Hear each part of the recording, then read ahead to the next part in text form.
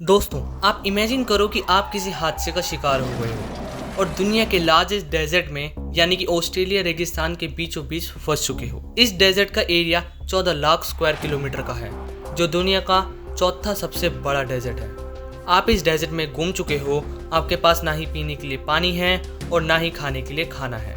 Even आपके पैर में पहनने के लिए शूज भी नहीं है। खुद को बचाने के लिए आपको कौन सी डायरेक्शन में जाना है वो भी आपको नहीं पता है।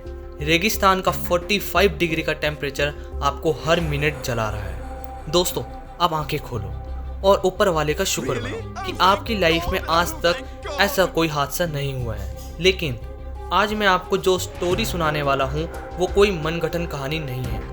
वो एक रियल लाइफ सर्वाइवर स्टोरी है जिसके सुनने के बाद तुम्हारी रूह कांप उठेगी। दोस्तों, अगर इंसान ठान लेना तो क्या कुछ हो सकता है, आज आप देखोगे भी और सुनोगे भी। ये कहानी है रिकी मैगी की, जिसका जन्म 1970 के ऑस्ट्रेलिया में हुआ था। उसका बचपन पूरी तरह मिडिल क्लास फैमिली के बीच में गुजरा। टीनेज में ही उसके फैमिली पर फाइनेंशियल क्राइसिस आ चुका था और इसी बीच उसके फादर की डेथ भी हो गई। पैसे नहीं थे, इसलिए पढ़ाई छोड़ दी और जिम्मेदारी का बोझ उसके कंधों पर आ गया। उसने इलेक्ट्रिशियन से लेके मछुआरे तक और मछुआरे से लेके वॉचमैन तक सारे काम किए। इतनी डिटर्मिनेशन के बाद भी उसकी लाइफ अच्छी होने वाली थी। 2006 में वो 35 साल का था। तब उसको वेस्टर्न ऑस्ट्रेलिया के पोर्ट से गवर्नमेंट जॉब के लिए ऑफर लेटर मिला। ये ऑफर वो गंवाना नहीं चाहता था। वो रहता था ईस्टर्न ऑस्ट्रेलिया में, पर उसे जाना था वेस्टर्न ऑस्ट्रेलिया। फ्लाइट से जाने के लिए उसके पास उतने पैसे नहीं थे, तो उसने रोडवे से ही वेस्टर्न ऑस्ट्रेलिया जाने का सोचा। दोस्तों, मैं आपको बता दूं कि ऑस्ट्रेलिया दुनिया के सबसे बड़े कंट्रीज में 6th रैंक पर आता है। यहाँ तक कि Australia most of the population seaside से 50 किलोमीटर की दूरी तक ही रहती है।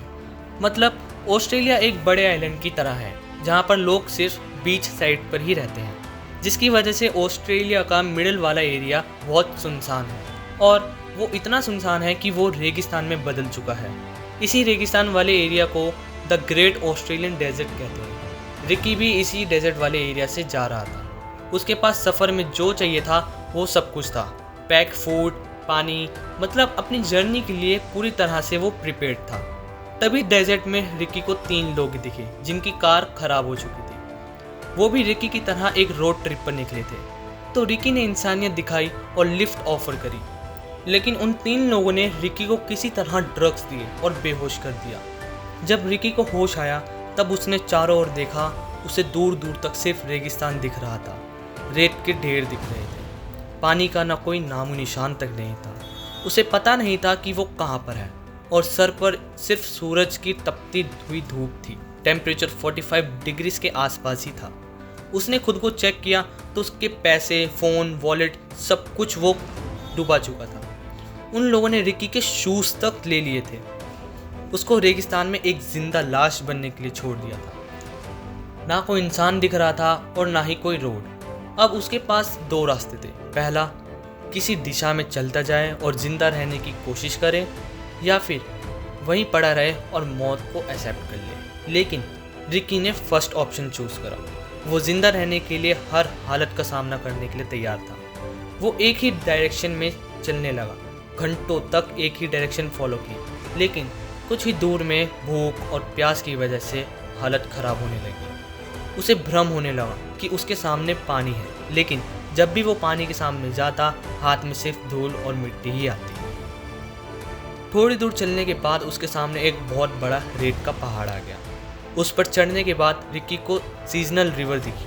पहले तो उसको अपनी आंखों पर विश्वास नहीं हुआ, लेकिन वो जीने का एक भी चांस नहीं छोड़ना चाहता था। उसने चेक किया, उसे बहुत खुशी हुई, लेकिन उसकी खुशी कुछ ही पलों की थी, क्योंकि उस नदी का पानी पीने लायक ही नहीं था।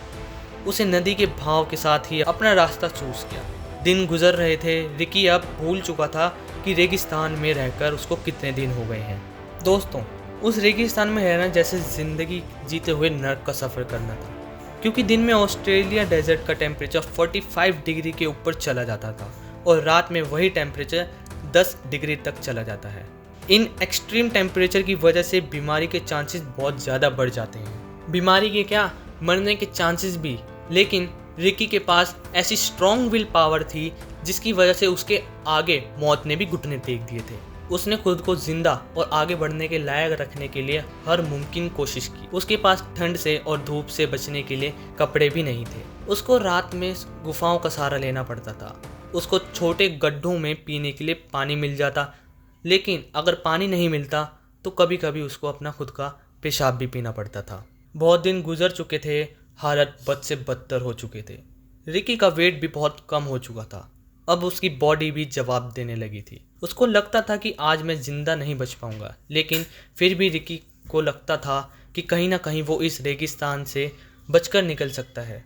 उसको खुद को जिंदा रखने के लिए सांप, चूहे, कीड़े मकोड़े और पता नहीं क्या क्या खाना पड़ता था। उसके अंदर वो उम्मीद थी, वो हौसला था, जिसकी वजह से वो हर घोष नींद से उठने के बाद पूछता था कि आज एक और दिन में जिंदा रहते हुए मैं यहाँ से बाहर निकल जाऊँगा। और इसी उम्मीद पर एक दिन इस ग्रेट ऑस्ट्रेलियन डेजर्ट से बाहर निकलने का रास्ता ढूंढते हुए वो विंडू कैटल स्टेशन तक आ गया। मार्क क्लिफर्ड कैटल स्टेशन का मैनेजर था।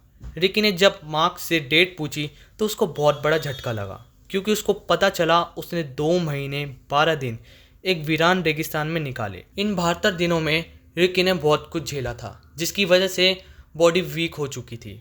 अपनी रोड ट्रिप पर निकलने से पहले उसका वेट 106 किलो था, लेकिन इन 72 दिनों के बाद उसका वेट 48 किलो बचा, यानी वो पूरी तरह से एक कंकाल बन चुका था। मार्क क्लिफर्ड को भी उसको देख के शौक लगा था। इस रेगिस्तान को सरवाइव करने के बाद और अपने आप को रिकवर करने के बाद रिकी ने खुद की लाइफ पर लेफ्ट और डेथ की एक बुक लिखी। दोस्तों, इस कहानी से हमें क्या कुछ सीखने को मिलता है? रिकी के पास रोड ट्रिप पर निकलते हुए सब कुछ था, लेकिन अचानक कुछ ऐसा हुआ, उसके पास कुछ भी नहीं था। फिर भी उसने रेगिस्तान में 72 दिन गुजारे। उसके पास थी तो सिर्फ विल पावर और जीने की इच्छा। अगर आपके साथ भी लाइफ में कुछ बुरा हो रहा हो तो इस स्टोरी को जरूर याद रखना, तब तुम्हें रियलाइज होगा तुम्हारी सिचुएशन इससे कितनी बेटर है और कितनी ही बुरी हो सकती है। इस वीडियो को हर उस फ्रेंड तक भेजना जिसकी लाइफ में प्रॉब्लम चल रही हो। क्या पता इससे उसके मुश्किल हालातों में लड़ने की ताकत बढ़ जाए।